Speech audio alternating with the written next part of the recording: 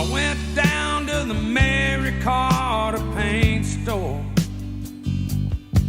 I said, give me one of them Smith & Wesson Magnum 44s. 'Cause there's a man that the law let loose and justice was not done.